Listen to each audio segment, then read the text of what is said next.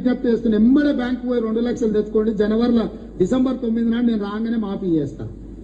ఇవాళ చంద్రశేఖరరావు ఏమనుకుంటున్నా అంటే రుణమాఫీ చేసిన ఓట్లు నాకు పట్టాయని. నేనేం చెప్తున్నా అంటే రుణమాఫీ అయిన వాళ్ళందరూ ఎంబడే పోయి మళ్ళీ 2 లక్షల రుణం తెచ్చుకోరి, డిసెంబర్ 9 నాడు నేను అవి మాఫీ చేస్తా.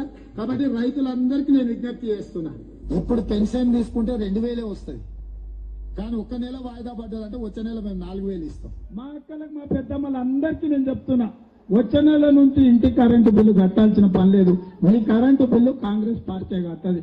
₹1 కూడా కరెంటు మీకు కట్టాల్సిన పనే లేదు.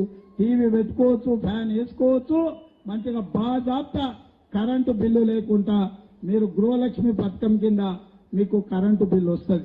ఇప్పుడు తీసుకుంటే 10,000 వస్తుంది రైతు బంధు. కాంగ్రెస్ అధికారంలోకి వస్తే 15,000 వస్తుంది. రుణమాఫీ చేసిన వాళ్ళందరినీ నేను విజ్ఞప్తి చేస్తాను. ఇప్పటికే చూసే ఉంటారు మీరు, కానీ మీకు ఎందుకు చూపెడుతున్నా మళ్ళీ అంటే మనం ప్రజలకు మళ్ళీ గుర్తు చేయాల్సిన అవసరం ఉంది. 4,000 పెన్షన్ ఇస్తా అన్నాడు. 4,000 ఒకటే మాట చెప్పలేదు.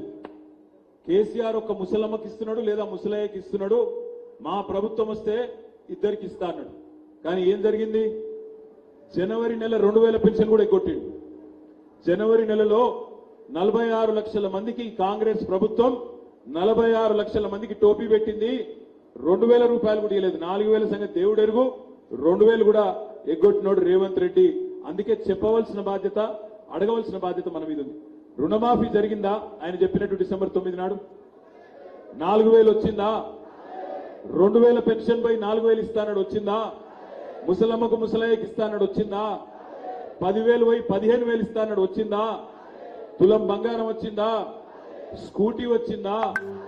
ఏది జరగలేదు. కాబట్టి నా విజ్ఞప్తి మీతో, ఈ మాట మన వరకే పెట్టుకోకుండా, మనది మనమే చెప్పుకోకుండా 10 మందికి చెప్పవలసిన బాధ్యత, 10 మందికి గుర్తు చేయవలసిన బాధ్యత.